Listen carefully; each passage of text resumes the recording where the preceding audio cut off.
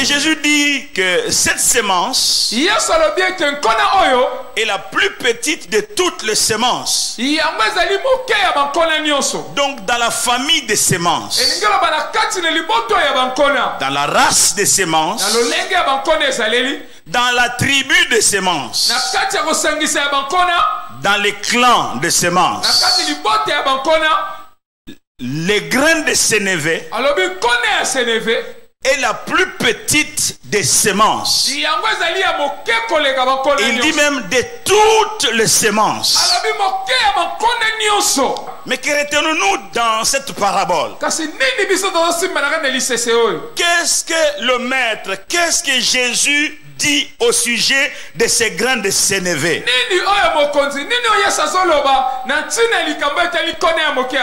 Mon objectif, c'est de faire comprendre à quelqu'un que tu peux être insignifiant, tu peux être petit, inutile, ridicule.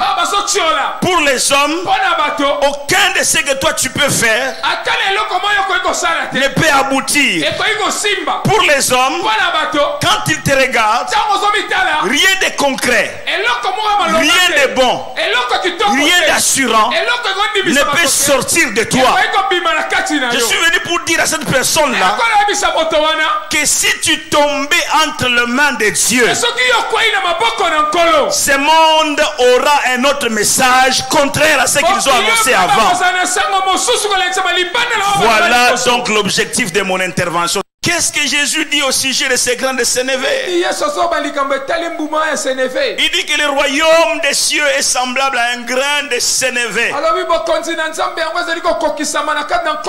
qu'un homme a pris. L'homme a pris ces grains de sénévé minuscules, quelque chose de tout petit, et l'a sémé dans son champ. C'est que les autres méprisent. Ils n'ont pas dans mon champ. Éloigne-toi de mon champ. Lui court le risque de prendre ce petit grain, tout petit, de rien du tout. Il accepte de s'investir dans ces grains-là, et il va les semer dans son champ. Alléluia. Amen. Une main récupère cette semence.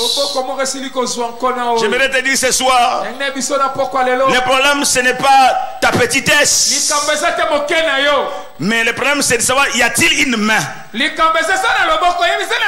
a-t-il une main pour te prendre, une main pour te récupérer? Le problème ce n'est pas ta petitesse, ce n'est même pas ta grosseur, non, non, mais y a-t-il une main pour te récupérer? Notez bien, Église, que la petitesse d'un grain ne veut pas forcément dire le résultat de moindre importance. Quand il m'a saisi cette insignifiante graine et la main accepte de la mettre en terre, il en sort une plante qui devient un arbre. Au départ c'est comme un légume,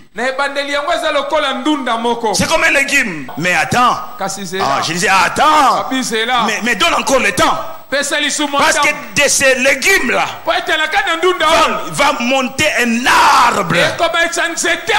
Oh alléluia, oh alléluia. Cet arbre qui va devenir un lieu où des oiseaux vont aller s'abriter.